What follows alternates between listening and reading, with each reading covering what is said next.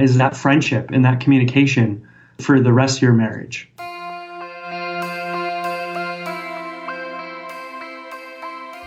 Did you just put the ring on, or are you in the first few years of your marriage?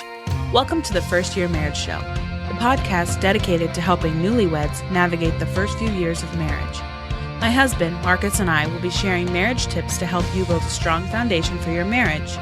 We believe having a strong foundation is essential to having a happy, healthy, and lasting marriage. We will also be learning from the experiences of awesome married couples who have been where you are today, taking from them lessons to help you build a strong foundation for the lasting marriage you desire. Take a deep breath, relax, learn, and enjoy the show. Thank you for listening to this week's episode of the First Year Marriage Show. This week, our guest was actually recommended by one of our listeners. If you or someone you know would make a great guest for this podcast, please don't be afraid to send us an email to firstyearmarriage@gmail.com. We read all the emails we receive and respond to them as soon as we can. Next week, there might not be an episode. We will try to publish one, but we wanted to give you a heads up. We have Marcus's college graduation over the weekend. We're in the middle of moving on top of a few other things that we have going on. We really appreciate you listening, and consistency is important for us, but our family always comes first. This week's episode has some free resources included, so make sure to check out the show notes page for these links. The show notes can be found at firstyearmarriage.com/33. Enjoy this week's story.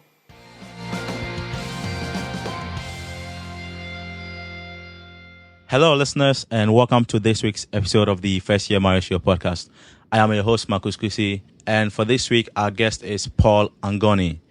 Paul has been married for 7 years. He has 2 daughters, and he lives in San Diego, California. He's also the author of All Grown Up, Searching for Self, Faith, and a Freaking Job, and the best-selling book, 101 Secrets for Your 20s. Paul is very passionate about helping 20-somethings and 30-somethings discover their purpose and live life to their fullest. And listeners, I want to personally thank Alisa for introducing us to Paul, because without Alisa, I'm pretty sure we wouldn't have been able to get Paul on the podcast today. So thank you very much, Alisa, for introducing us to Paul. And Paul, thank you for coming on the show today. It's an honor being here, Marcus. Thanks for having me. You are welcome. So Paul, I know you are known online with your blog, allgrownup.com, and some of our listeners probably know who you are. But to those of our listeners who don't know who you are or what you do online, can you tell us a little bit about them, about what you do, so they can relate with you? Yeah, I'm very passionate, like you said, about helping others who are asking the questions of what now, what next? How do you figure out what you want to do? How do you find clarity in a season of growing up, which can seem very ambiguous? So I started my website All Grown Up, like you're groaning, like you're in pain, all grown up, because it was a painful process for me of figuring out, okay, when do you become an adult? When do you find things like your career, or maybe even find like your spouse, or feel like you're at home again? Because it can feel like a very ambiguous season. So that's why I became very passionate about writing about this topic, speaking to 20-somethings, helping them navigate these big questions, because we're really setting the stage and setting the table for the rest of our lives. Yeah. Thank you very much for sharing a lot of insight about what you do with our listeners who don't know who you are.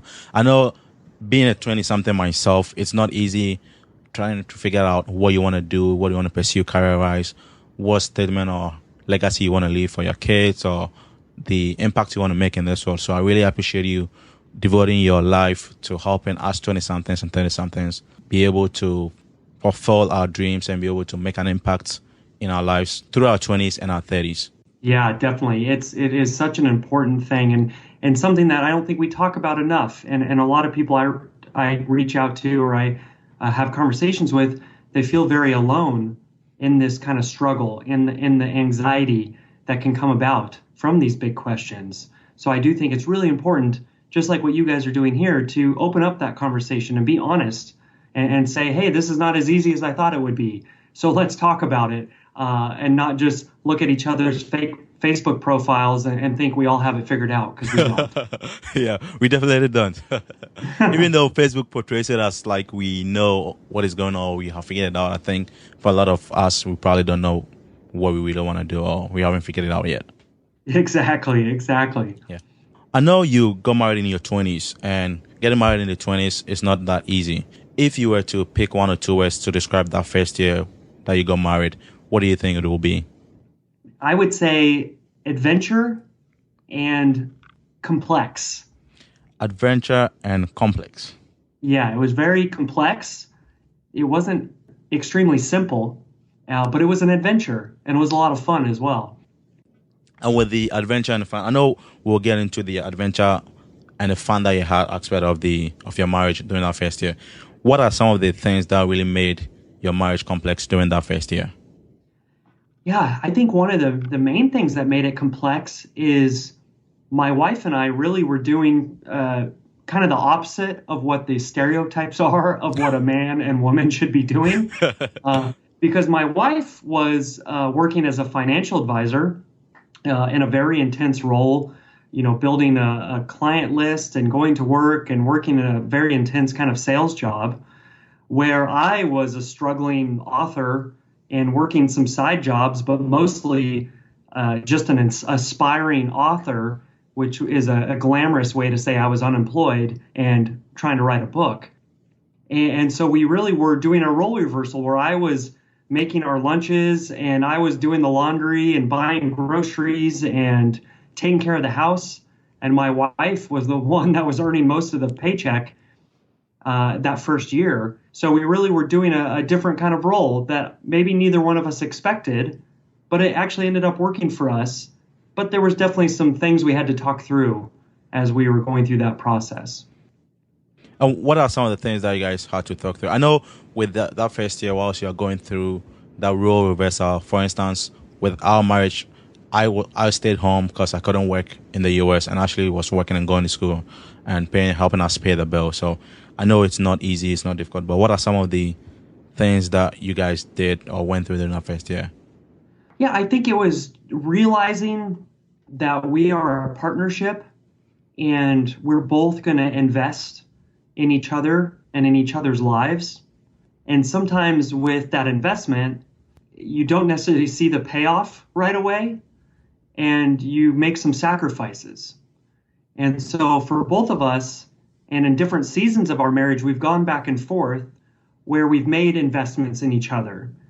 We've made investments in education or investments in staying home with kids or whatever it might be, to where we really have tried to do what's best for each other and for our relationship as a, almost a business partnership and really looking out for each other's best interests and also our best interests as a couple and as a family and not just looking out for our own interests, which isn't always easy.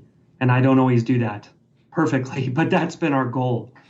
It's a really good goal because if you are married, with every married couple, the dream or your main goal is to help each other be able to fulfill your dreams and your life together as a married couple. So even though you might have some different career paths or differences here and there, the ultimate goal is to help each other be able to enjoy life together as a married couple. Yeah, exactly. And you're building that foundation of trust.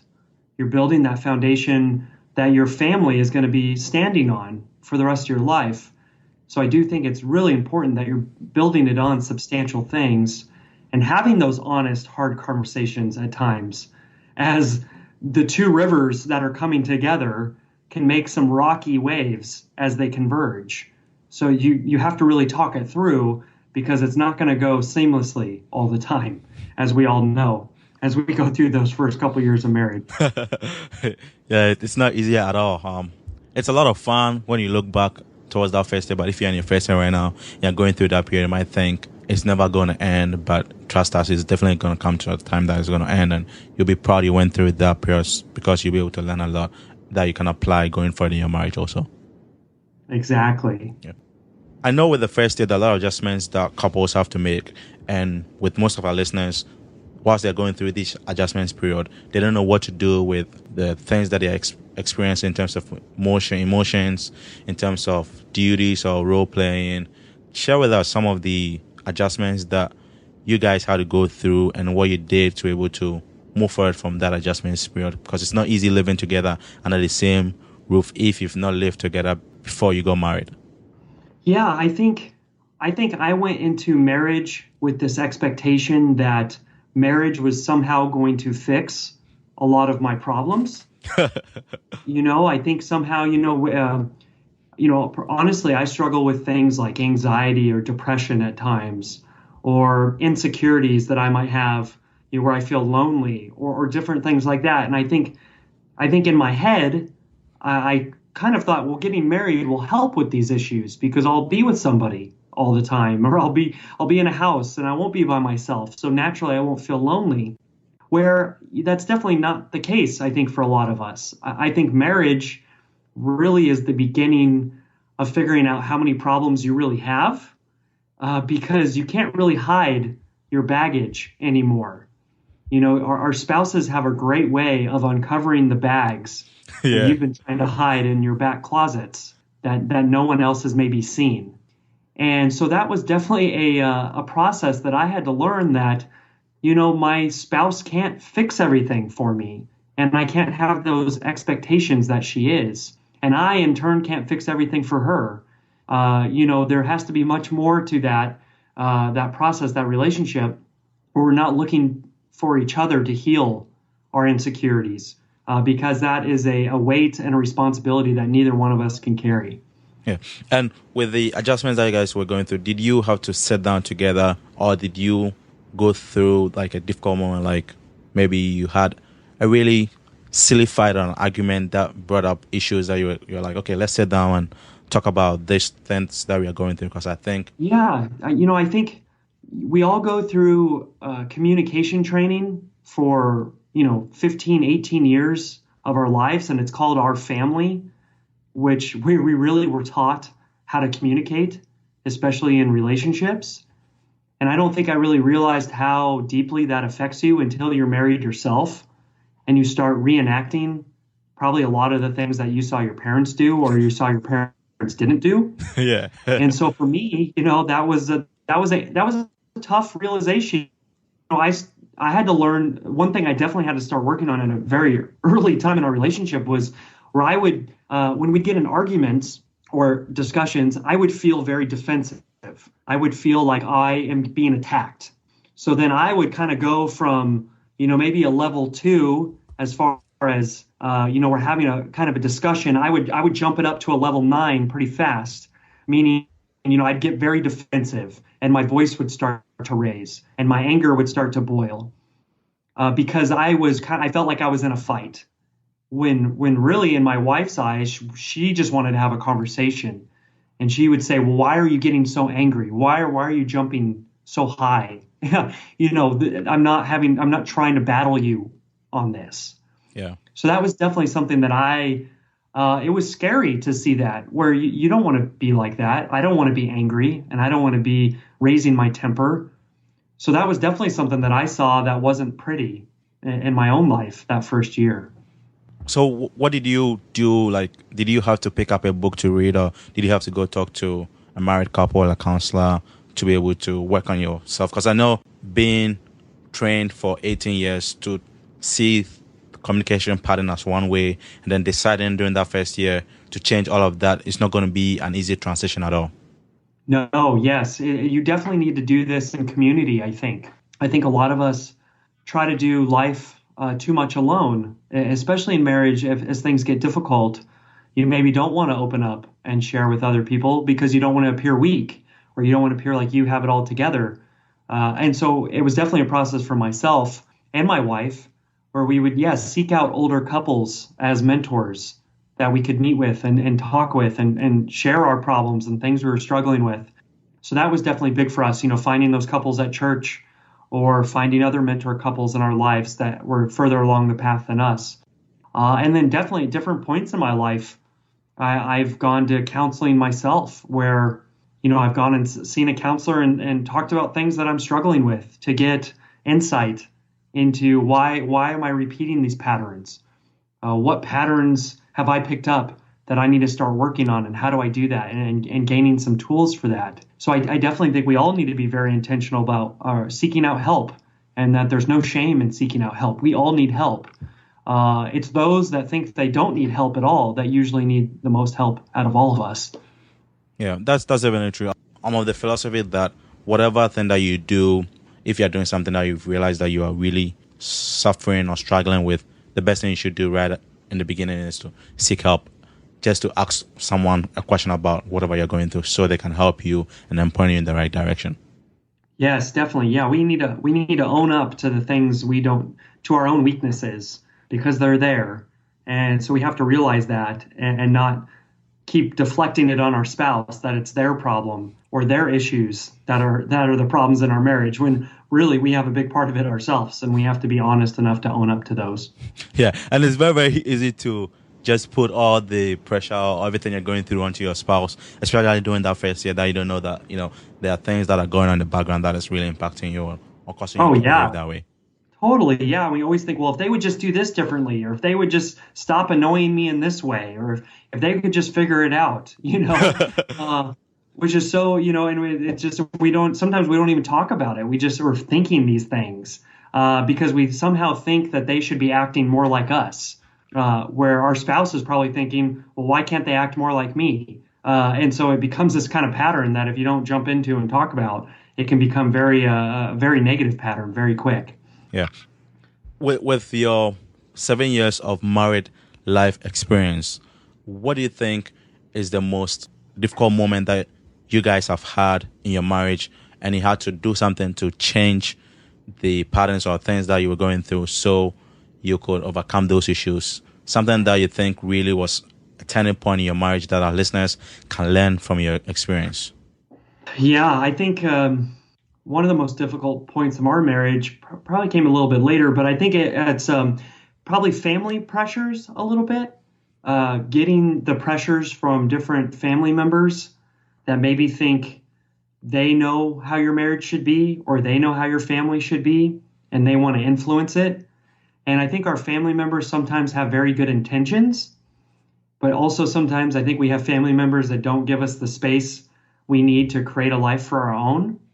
So I definitely think there's been many times in our marriage where we kind of had to make some tough decisions where we choose each other.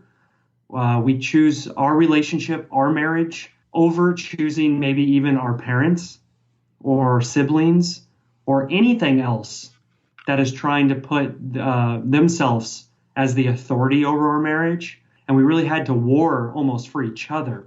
I say that, marriage, you really have to have a wartime ally where you're in that bunker together and you're watching each other's back and you're going to fight for each other, not fight against each other. Because there's a lot of things that will come against us that will want to make us fight against each other instead of fight for each other. And even with the fightings that you go through, apart from just the regular day-to-day arguments that you have, the heated arguments you have during those first few years, having the talk about whose parent is right when you're having a difficult time, like you're having communication issues, and you talk to your in-laws and they're like, okay, this is how I think you guys should proceed forward. And then you talk to your other in-laws and they're like, okay, you talk to your parents and they're also like, I think you guys should proceed this way. And then you have to come back together and then analyze both suggestions or both solutions and then see what really will help the two of you grow together as a married couple that you be comfortable with. Yeah, definitely. I think sometimes our parents can become a safety net that we're used to running to. And sometimes we shouldn't run to them at different points. We should run to our spouse and talk to them about it. And sometimes I think our parents can have the best intentions in mind, but not always know what's best for our marriage. And so it is taking wisdom from our parents, but also not letting them be the authority over our marriage. Yeah, that's definitely true. Which is very tough. That's not an easy thing. Yes, it's very, very tough, especially if you respect your parents a lot. Like, it's not easy to say, no, I'm not going to do what you told me to do. Yes. Yeah, it's tough. And I guess that's one of the key themes of becoming a grown-up is you're making grown-up decisions. And sometimes those decisions aren't easy. Yeah. So over the past 7 years that you guys have been married, what are some of the funny, exciting moments that when you guys look back to that first year, it brings a smile onto your face and you guys cherish those moments? Yeah, I think it was just fun to, the first year of marriage especially, you have a lot of time and flexibility. So just enjoying those moments. One time we decided we were going to go to a business type conference, and we were going to go to this conference in Texas, and we lived in California. So we decided, well, let's just drive there. It'll be a fun road trip. And so we took our Mazda Miata, which is probably the smallest car you can possibly have and take on a road trip. So it's a very small two-door car with a soft top convertible, not a lot of space. And then we went to this business conference. So we were driving for hours and went to this conference, and we didn't want to spend a lot of money on a hotel.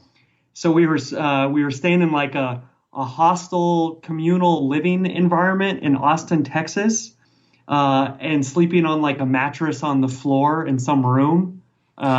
And then we were getting up and putting on a suit and going to like a business conference and trying to act like we had it all together. So it's this fun metaphor that I think a lot of our marriage can feel like, where you don't have it all figured out and you're hustling and you're growing and you're trying to figure out where you fit in life, but you're doing it together.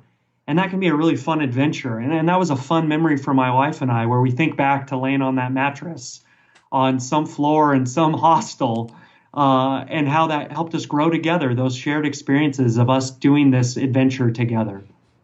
Yeah, it's really one of the exciting moments to be able to look back, to see where you were and imagine what you were doing back then. Think, what was I doing? What was I thinking? Like, thought I was the big guy or the most important person in the room. But now that I look back to it, it's like I was doing something that really wasn't that important, and that something that I shouldn't have done in the first place, or I shouldn't have placed that much importance to it.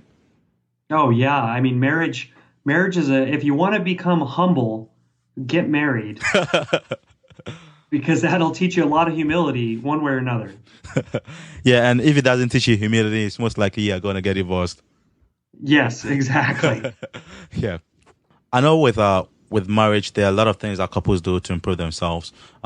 We personally, every year, we try to read one marriage book together. Like, I'll either read it first and then actually read it second. With you guys, what are one or two things that you guys use to be able to improve yourselves as a married couple and grow together so that you can have the kind of marriage that you guys want to have? Yeah, I would say one of the things that we've done a couple different times that has been really valuable for our marriage is we've actually led kind of small groups or led different groups of couples or people, to where, one particular thing that we did is we led kind of a financial study. So it was a financial book, and it was really about how to spend money and how to save and budget and those kind of things. And we went through this program together and learned and grew and talked about finances and budgets, which is not a fun topic to talk about, I think, for a lot of married couples, especially when you don't have a lot of money to budget with. But then we ended up leading a group and taking them through the program as well. And that was really fun and helpful, I think, for our marriage to lead a group together, to lead something together, because then it helped us even communicate and talk to each other. And we really had to do it together and speak to other people about it, and it honed what we were learning. And so that was really fun. So I definitely think that is a really great way as a couple to grow, is if you can mentor other people together, or you can lead some sort of group or get involved in something where you two can be actively engaged with each other, but also in helping others as well. Yeah.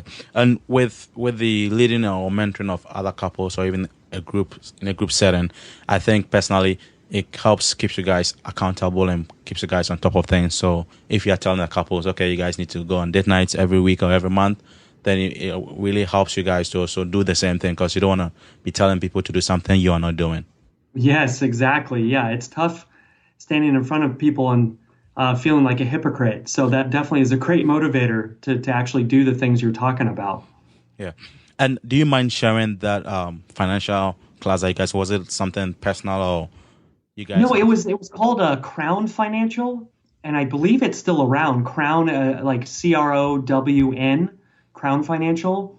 And it was a great program to go to. It was a very intense but life-giving financial program. And I definitely think all married couples should go through a financial type program. And there's different ones out there, but that was the one we did, was Crown Financial.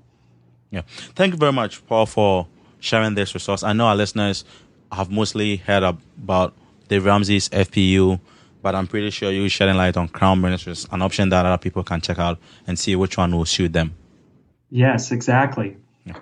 Before we let you go today, there's one question that I like asking all married couples because I know it's gonna help newlyweds or anybody who just got married or in their first year or first few years to be able to build a strong foundation for their marriage. What is one lesson or advice that you wish you had known before you got married? That's a great question. I would say one big one that I've learned, and I think my wife has learned, is that you hear a lot that that your partner should be your best friend, and friendship is obviously like the core foundation of your marriage, and I think that's so true. But I do think for a few years, especially that first year marriage, I kept trying to force my wife to be like my best friends that I've had. So for my male best friends that I've had growing up or in college, I kept wanting my wife to be more like them. Why can't she be like who my best friends are? Because she's supposed to be my best friend. And I don't think I realized that really your marriage it's in its own category of friendship, and it goes into a much deeper level than even your closest best friends you've had outside of marriage. Because with those friends, you really weren't doing 24/7 life together in the intense, intricate, complex, amazing way that you're doing marriage. So it has its own level of friendship, its own category. And even calling it your best friend, I don't even think that encapsulates how deeply your friendship needs to go. But don't try to replicate your other best friends in your spouse, because they're different. And you need to have your own friendship with them. Yeah, they are very, very different. Because and one thing, just to add to what you were saying, it's very, very true. And the more you grow together, the more you really build the intimacy of that friendship that you have together. Exactly, which is so important. And it is going to be what you fall back to, is that friendship and that communication for the rest of your marriage. Well, Paul, thank you very much for coming to share your story with us this week. I know it's an amazing story, and you share a lot of insights that our listeners will be able to apply in their marriage also. If our listeners want to get in touch with you, or they want to know a little bit about some of the books or projects that you've been working on, because I know some of our listeners are probably 20-somethings or 30-somethings like me, and they might want to check out what you have going on your website or what you have going with events or other things that you have out there. What do you think the best will be for our listeners to get in touch with? Yeah, thanks, Marcus, for having me on again. It's been awesome being on, and I love talking about all the different life's complexities that go on in your 20s and 30s. And so, yeah, you can find me at allgrownup.com. Again, grown is GROAN, like you're groaning, all grown up. And if you come to All Grown Up, you can receive the first 5 chapters of my newest book, All Grown Up. You can receive that for free, as well as chapters of my first book, 101 Secrets to Your 20s, for free. You just enter your email and I'll send you those, and that'll give you a taste for more of what I do and write about. Thank you very much, Paul, for sharing these resources with us. Our listeners, I'm going to put all the links to these resources in the show notes. So all you have to do is just go to the show notes page and you get access to all of these links. But Paul, before we let you go, I'm really thankful that you sent me an advanced copy of your book. And there was one section that I read which I loved, and I was really excited about that story, which was the engagement that you had with Naomi. Can you share that story with our listeners for us? Yeah, when we got engaged, I had the great idea of putting a ring in a tin box and having it float down a mountain stream where I was in the Colorado Rockies to us where we were standing on a bridge. I just didn't realize that that box would get stuck in the river, and one of my friends would have to wade out into the middle of the river to try to get it unstuck, and I'd almost lose the ring going down the river, and I'd have to go into the river to get it. And then we were in the middle of December in Colorado, so it was slightly cold as well. So a lot of things didn't go exactly as planned when we got engaged. And that was kind of the theme for that first year of marriage. A lot of things not going as planned, but a great story nonetheless to talk about later. Yeah, thank you for sharing this story with our listeners, because I know, and listeners, if you want to read the whole story. It's in his new book, so you can just grab a copy and you should be able to read it. And it's a really exciting story that you can learn a lot of lessons from also. Thanks, Marcus. Yeah. Thank you very much again, Paul, for coming, and I'm looking forward to reading the rest of your book.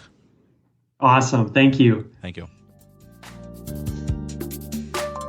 Thank you for listening to another episode of the First Year Marriage Show.